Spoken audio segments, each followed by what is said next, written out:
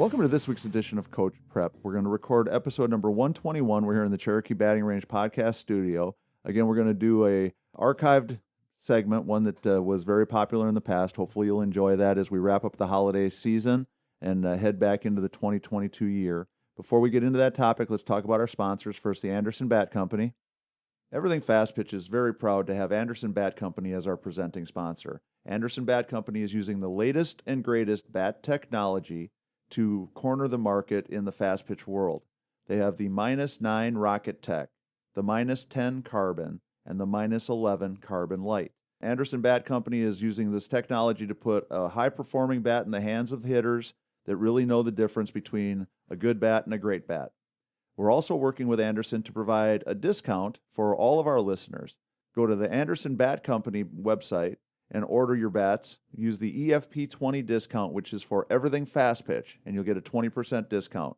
It's a great way for you to save a little bit of money on a great bat and also help support everything fast pitch at the same time. And again, patreon.com/everythingfastpitch. If you're in a position where you can help support us, Coach Don and I really do appreciate the help. It's a great way for you to make sure that we keep everything fast pitch and Coach Prep moving forward. We've got a great group of patrons that have been awesome, but we would love to add some more people to that list. Especially here as we head into 2022, there's some more things on the horizon that we would like to be able to add and to continue to upgrade. And unfortunately, all those things cost money. And if you can help support us, love to see that progress made as we head into the new year. So Don, we were talking about, is it okay as a coach to tap out? Are there times when you're just fighting a fight that you can't win? And you kind of talked me in off the ledge. I was thinking about jumping there for a minute. So this past week, I've had a lot of time to kind of reflect on that. And I think the discussion that we had was interesting and kind of eye-opening. And I'm sure that it's something that our coaching friends, people that listen to Coach Prep, go through, because you're out there and it feels like you're working your butt off. You're doing everything you can, and it's just not clicking. It's just not, they're not getting it. No matter how hard you try to teach it, they're just not learning it. It's this very frustrating conundrum where it leaves you kind of doubting yourself and your abilities as a coach, because it seems like no matter how hard you try, the players just are not connecting with what you're saying. They're just staring at you, looking at you, and it's like, what was that you just said? Was that English you just spoke to me, Coach? But yeah, so that's the background, battle with my confidence after a bad practice. And so what I wanted to think about and talk about today was the realization that I came to, that some of that doubt and some of that frustration comes from what I would say are unreasonable expectations. And I think that we have to talk about what's a reasonable level of expectation and really what's unreasonable for us as coaches, and kind of give some background.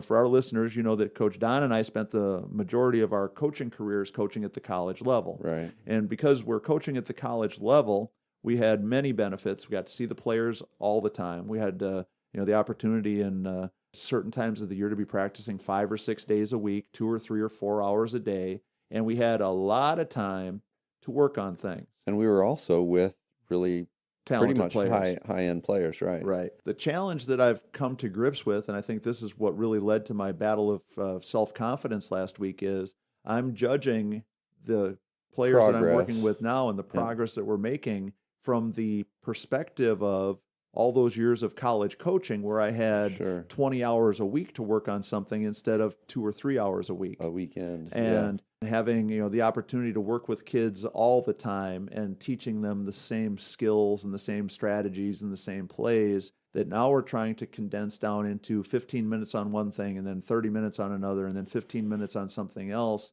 How unreasonable it was for me to be that frustrated by the fact that something that I would have spent hours working on with players in the past was frustrating me that we couldn't get it in 30 minutes. Sure. No, and that makes sense. And I mean, again, you just want to continue to share and give more and do more and spread it out over a bunch of different things too. So that totally makes sense. Right. That's but good. So from coaching sanity perspective, we need to make sure that we're starting to think about what's reasonable and what's unreasonable, and making sure that our perspective and how we're judging what we're doing and what our team is capable of doing is based on a little bit more reasonable level. I wanted us to jump into that idea today because, number one, I've gotten kind of past that suicidal state I was in, because the more I've thought about it, it's something that I'm going to continue to work on. All the things that we're struggling with are things that we're going to continue to try to improve upon. But I'm not going to lose my mind if we don't get some of this stuff right away or as quickly as I want us to. because once it dawned on me that some of what I'm asking them to do is really foreign to them, it really is a changing of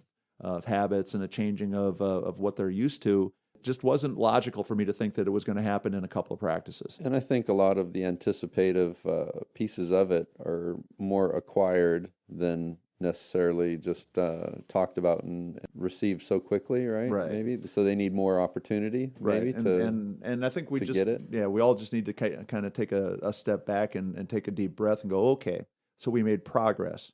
At least they now have an idea of What we're trying for. to do, even though we're not good at it yet. Yeah. And then if we work on it again, hopefully we'll get a little bit better at it.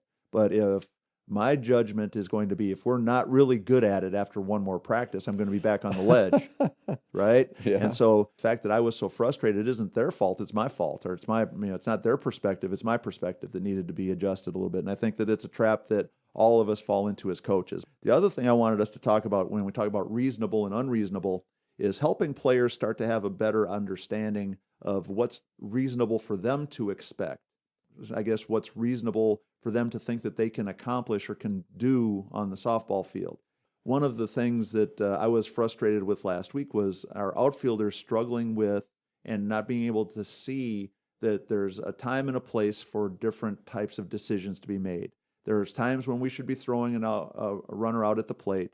There's times when we have to recognize that we can't throw that same runner out at the plate. And the more I thought about it, I think one of the challenges is that for many of our players, they really are not aware of what they can reasonably expect to do. For some of them, they field a ground ball in deep center field and they see that runner who's trying to score from second, and that runner is 20 feet from home plate.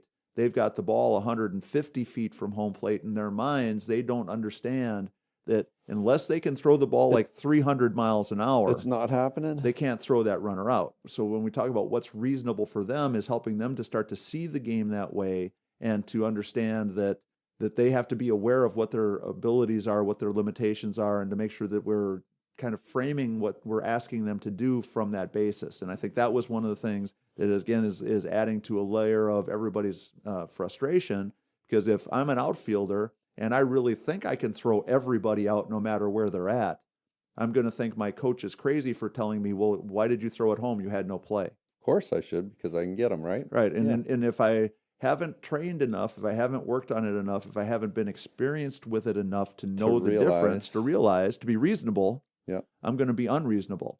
And somebody said go 4, so I'm going 4. I'm throwing it home no matter what, because somebody said throw it home. But in my mind's eye, I should have been able to look and see that the runner's shaking hands with the on-deck hitter. They're high-fiving already. They're in the dugout, celebrating the run that they scored. Chances are the throw home is not the reasonable play anymore. Right. From a coaching perspective, I think we need to start doing some very literal things with our players to help them start to see some of these things. And one of the things that I think is very important is trying to give them a way to have a little bit of a space-time understanding. So maybe we need to invest in some cones. Maybe we need to invest in something that we can lay out on the field. So let's say we mark the halfway point between home and third. And we start to mark. Right, and so that as our fielders are fielding, as that outfielder's coming up with that ball, she has a perspective on how far away the runner really is. Maybe we do the same thing if we've got a potential pickoff play at third base, let's say, so that the catcher, when she peeks out of the corner of her eye and she sees that the base runner is 3 feet from third base or the runner is 23 feet from third base, are two different things that give her different options and different perspectives. And I like the idea of the cones there too, Tori, when we're at level 1, level 2, level 3. When she gets to level 3, that's time to fire. Right. And to start to use some of those kinds of tools, because I think that the optical. Right. And again, where our unreasonable expectations come from a coaching perspective, I've been around it long enough that I know my outfielder cannot throw the ball 300 miles an hour. And so I get frustrated or angry or disappointed when she thinks she can. Now, she knows she's really not throwing it that fast, but she thinks that her 60-mile-an-hour throw or 70-mile-an-hour throw can still accomplish the same things. Sure. So if we can start to have some tools and some ways to help them see where that runner really is, kind of the time that it takes for the ball to get from point A to point B, those kinds of things, that it helps us maybe get everybody on the same page a little bit faster. And I think that's one of the things that came out of my moment of doubt last week, is thinking that that's some of the stuff that we really need to do a better job of as coaches, is giving the kids the experience with what that perception is and what the reality is of what they can really accomplish. So I'm seeing multiple learning opportunities here on everything fast pitch. We talked about base running, and just like you're saying, if we've got half of our team starting at second base and working on rounding third to go home, right, that's a nice, easy opportunity for our outfielders to get a gauge on where they do have a chance to still make a play, and when we need to, keep the batter off a second. Right. Yeah. And I think that's, a perfect example. And so let's say, normally what we do is we have our outfielders. We're going to change that, because we're saying make our outfielders run, but now we're going to let our outfielders run when we're doing infield stuff. Right. So now we got to let our infielders run and work on their base running when we're working on some of the outfield stuff. Nice. So obviously you're still going to have some infielders in their positions, because the outfielders never make throws where there's no one else on the field. You might have to have a couple assistant coaches makeshifting. Right. Yeah. But so then maybe we set some cones up so that you've got an orange cone, a red cone, and a green cone, a yellow cone, and a red cone. And so that we put those distances out and say, okay, if she's at the red cone or beyond, red means stop, so I'm not throwing her out. Yellow cone means, hey, if I'm coming up and I'm not too deep and I feel good about making this throw, that's the range that I can make a throw. And the green means if she's going and she's still at the green cone, I'm going home, because I know for sure I'm going to throw her out. Those kinds of tools to give those outfielders that perspective. And then we can have the base runners running, trying to score from second on that base hit. Then they're working on the base running aspect of it. They're working on cutting the corners, getting good angles, all that stuff. But then the outfielders get a chance to be reasonable and knowledgeable about, okay, wait a second. I used to think I could throw it fast enough to get her from the red cone, but now I can see that that's not realistic. And if we do those kinds of things enough, then we'll start to pick up on where the plays need to be made and what the choices need to be as we're making those kinds of decisions. And arms get stronger, runners get faster. And, right. And increasing that softball IQ that we talk about all the time, especially if we're using our teammates because we know them. If I'm the next outfielder in line to try to throw this runner out at the plate, and I look out there and it's Tori, who's the slowest person on the team, well, then I've got a different understanding of what my possibilities might be. So I'm going to get you, Tori. Right. Yeah. Or if it's you and it's the fastest person on the team, then, okay, so that gives me, again, a different kind of challenge. And so it just educates them on what's reasonable for them to expect. I think some of those kinds of things are important. So I think for us as coaches, we need to make sure that we're working on these things, because I think where a lot of our frustration as coaches comes in is things that we think are obvious that the players don't. I find that the longer we coach too, Tori, that we get caught up in that idea that we've covered this, we've done this, right, and I can breeze over it and everybody's got it. Right. But it's not necessarily so. Yeah. And even if half the team, had been a part of a big thing that we did covering something, a couple of kids missed it. So even last week it could have been something we did that we covered like crazy, and all of a sudden 2 kids that were at taking the ACT or whatever last Saturday and missed practice, all of a sudden they're out there like, well, what do you mean I can't throw it 200 miles an hour? So I constantly have to catch myself. Right. Yeah, on that. But I think that it's important because from a coaching perspective, if we don't want to drive ourselves crazy, if we don't want to spend our time really being frustrated and suicidal and angry and disappointed and all those other negative feelings, we got to start to frame it from a different perspective. We need to be reasonable for what we can expect from the players, for the amount of time and effort and energy that we can put into each team and each topic. Yeah. And then we need to be reasonable in helping our players understand what they can and cannot do, so that instead of being frustrated every single time that outfielder throws the ball home when there is no play, we have to set it up so that it becomes more obvious to her, more clear-cut to her, what is reasonable and what is unreasonable in her expectation of what she can do. And then I think that closes the gap on what we want to see happening and what's really capable of happening.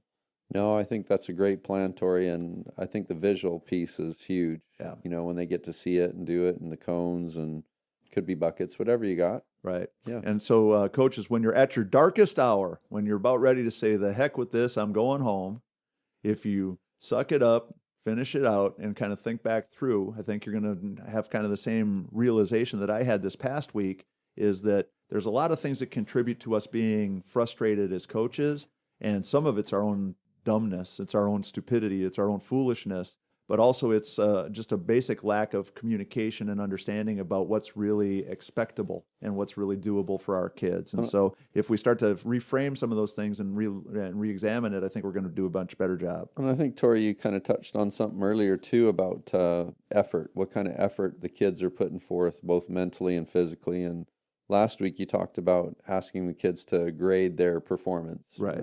Whether it's swing to swing or for a whole set, whatever it might be. But at the end of these workouts, too, if we're, making the kids be accountable to grade their effort, it's like, what kind of effort did you put forth today? Was it a 100% day, or did you slack? And if they have to verbalize it and go, well, I probably was only about 80% today. Right. Because they know you're watching, too, and they know if you had a good day or not. And right. I think that's kind of a nice way to encourage them to give 100%, because lazy is going to produce lazy. That's what we're going to get in game time, too. Right, and ultimately the bill gets paid. Yeah. So we want to make sure we're thinking about it that bring way. it. So next week we'll be back to our normal routine. We'll be bringing you new content, but we hope that you enjoyed the opportunity to listen to some oldies as we went through the holiday season. So make sure that you support our sponsors, Anderson Bat Company, Patreon.com, and go to the FastPitchPrep.com website. If you're interested in ordering your Square Cuts training discs, you can go to the FastPitchPrep.com website and order them there. So for Coach Don McKinley, our producer Stan Lewis, this is Coach Tori saying thanks for listening to number 121. We'll talk to you again in 2022.